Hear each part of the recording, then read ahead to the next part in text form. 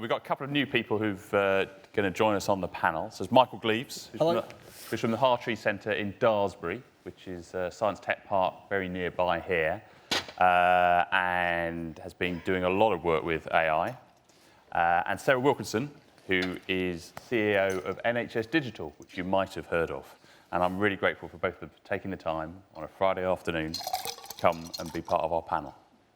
Great. So before we start, because we do have AI in this session title, so I thought it would be helpful, Michael, could you give us a very brief description of what AI machine learning is, just in a few sentences? Yeah, so a really good working description that I find of artificial intelligence is a software application that can carry out a task that would normally require human intelligence.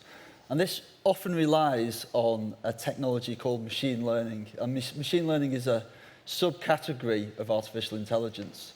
And what that means is that you can take labeled data and process it through a piece of software that you don't have to explicitly write the code. So the application comes to the answer by looking for patterns and inference within the data that you provide it.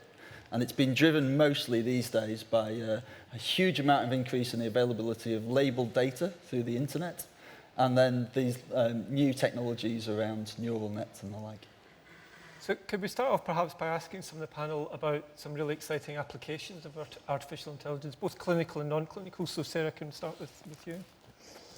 Well, there's many applications, obviously. I mean, wherever we have a very large or complex data set, we can bring AI to bear. And what we're able to do with these technologies is mine very small attributes of the data and apply individual probabilities to them and then compare them to the population as a whole, but in a quite sophisticated way.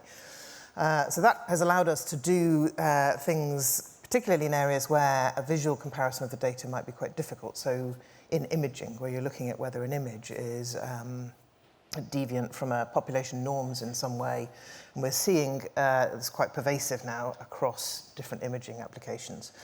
But we're also seeing in monitoring lots of new things appearing. So one of the trends of the next 3, 4, 5 years, I'm sure, is going to be the amount of data we can get off patients through monitoring capabilities of one kind or another. And there's all sorts of really interesting stuff coming out. There was a couple of weeks ago at the American College of Cardiologists conference, Apple have done a huge survey with Stanford to look at the sort of ECG capability they now have in the app, and they were looking for signs of atrial fibrillation. They've had some quite encouraging results in that, so those sort of monitoring systems, most of which depend on ML-type technologies that we were just hearing about.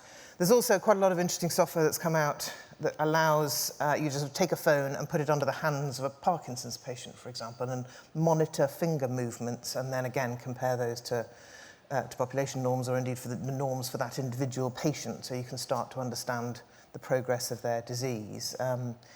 There's an absolute ton of other things. There's the whole world around personalization, which I think is where some of this stuff is going to be incredibly exciting, because our ability to map the probabilities that are particular and are nuanced to a particular individual allow you to start to develop personalized risk scores and make assessments about whether a particular treatment or a particular therapy might be successful for a particular patient in a quite detailed and specific fashion.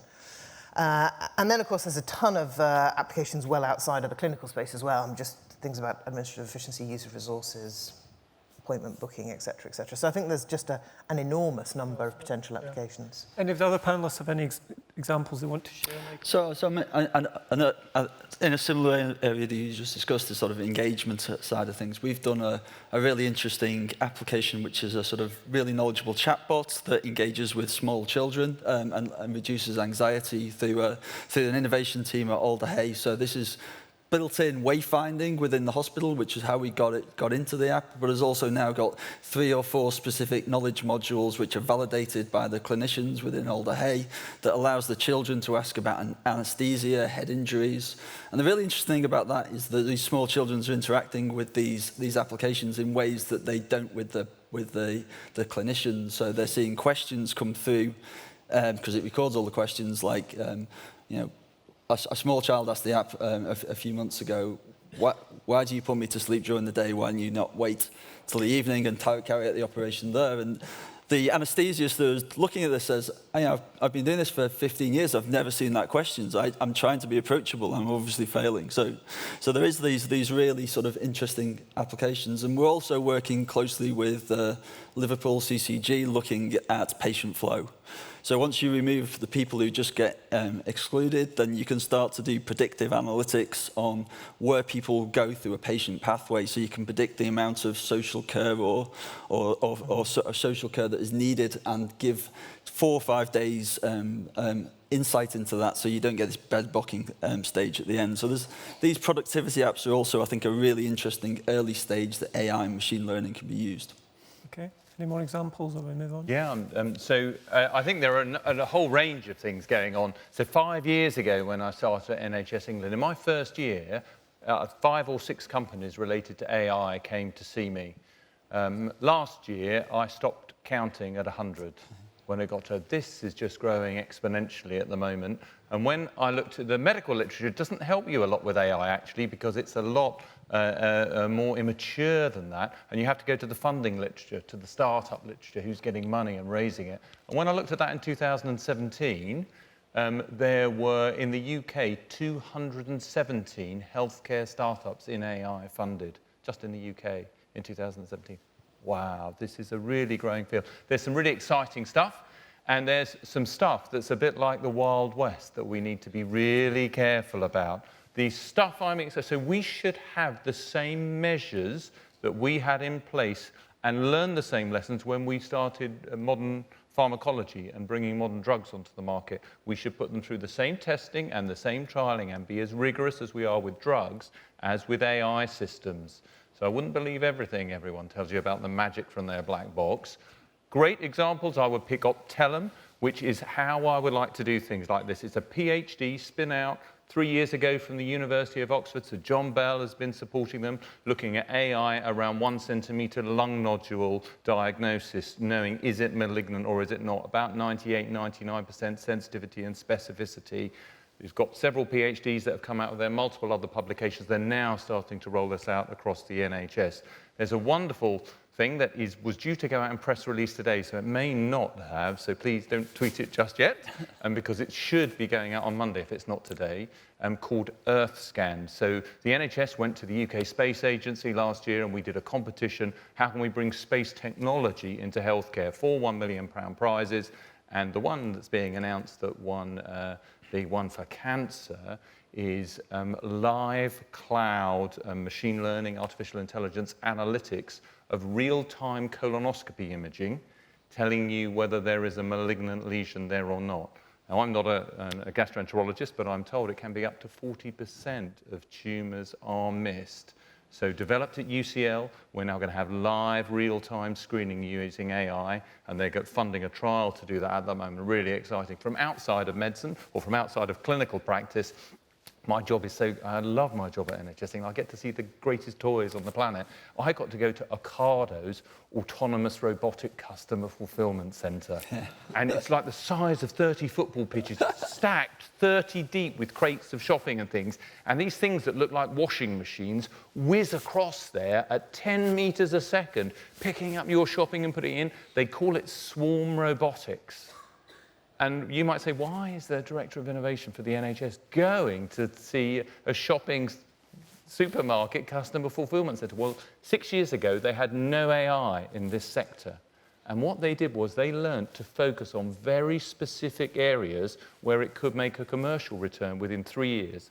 Ocado have gone on to build the world's leading customer fulfillment centres, have just signed a contract with the largest supermarket chain in the United States for $40 billion to build 40 of these centres.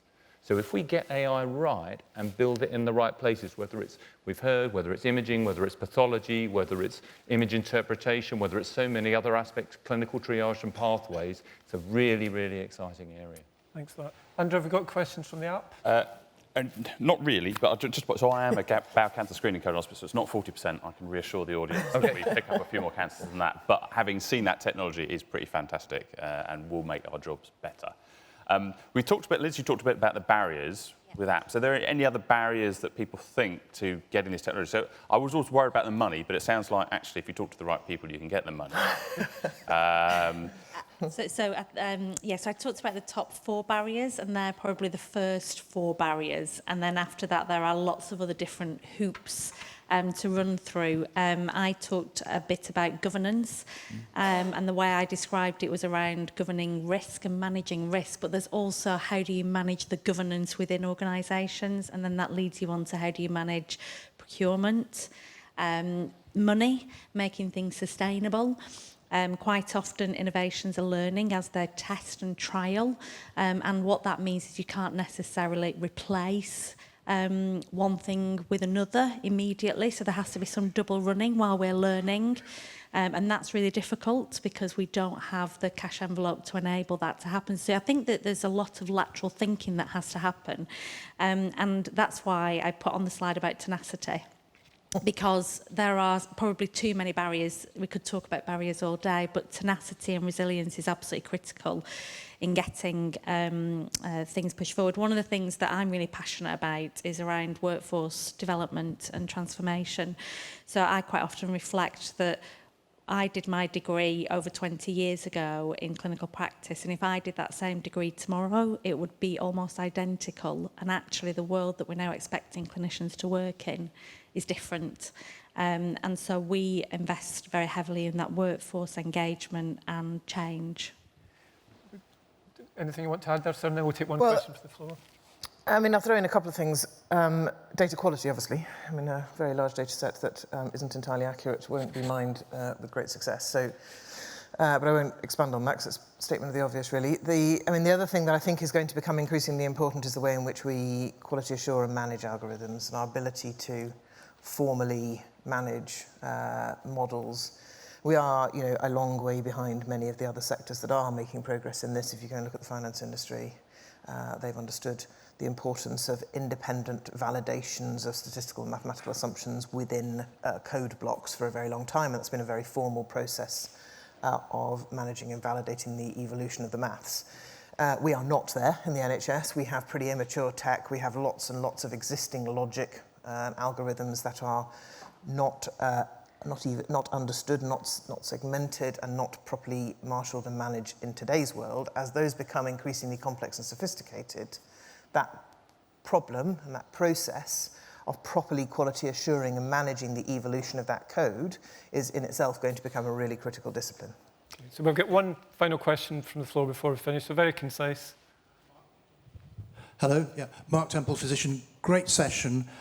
My question just is about patient involvement, because there's a danger that we think as medics or as clinicians, here's a great idea, I'm going to run with this, etc. So just building in the patient perspective, what really matters to them and patient experience of devices. Amanda, do you want to answer that briefly? Yeah, I mean, my point about barriers and issues is that particularly around data and AI is we really need to understand what the public, how the public want their data to be used and the access to that and it being used for commercialisation and so on. So there's some really interesting work going on across London, a huge public engagement exercise that's about to start shortly. From the NHS Innovation Accelerator perspective, we had an independent evaluation of the NIA, which was funded by the Health Foundation for our first cohort. And there were 2 things that were said were most important in terms of scaling innovation. And one of those was the involvement of patients and the public. So we have patients involved throughout the NIA, certainly with the defining of what themes we're going to run each year. They're part of our College of Assessors. They sit on all the interview panels. We have them on our board and our governance. Every time we see the fellows, one of the questions is, how are you involving patients and the public in your work? We've got some great examples. For example, Epsimon is one of the innovations on the NIA, which is an app to support people with epilepsy. And they got onto the NIA because they had really impressive data and evaluation showing a 50% reduction in avoidable death associated with epilepsy in Cornwall. But as they were trying to scale their innovation, and they worked very closely with charities in the development of the innovation, and they were going out and educating patients and talking about the app. People were coming up and saying, it's not really relevant to me, this app, but my friend has really severe epilepsy, so it might be relevant to her. And actually what they found was people didn't want to engage with an app that was about death and mortality. What they wanted was greater control over their seizures. So they've had to redo the evidence base, rethink about the app to make sure that actually it does fit the needs of the customers and engages the people that are actually going to be using it. So I think your point is very well made, and it's fundamental in every phase of innovation, from early ideas to getting it out to scale. Thanks very much, Amanda. Well, we've unfortunately run out of time, so I'll hand over to Andrew, probably wants to make some closing remarks. So I'd just like to thank everybody in this last session. I started off this conference yesterday talking about the challenges that we face and putting up a graph of doom. I think we've had a panel of hope in this last session, and I think what we need to do next year is give you guys centre stage, because the stuff that we've talked about makes you realise the capacity within the NHS is fantastic, and how we harness that's the big question. Thank you to all our speakers. Thank you for your time. Thank you everybody for coming and hanging on to the last. I hope you enjoyed the conference. You'll be asked for some feedback. Please tell us how we can make it better, and have a safe journey home. Thank you.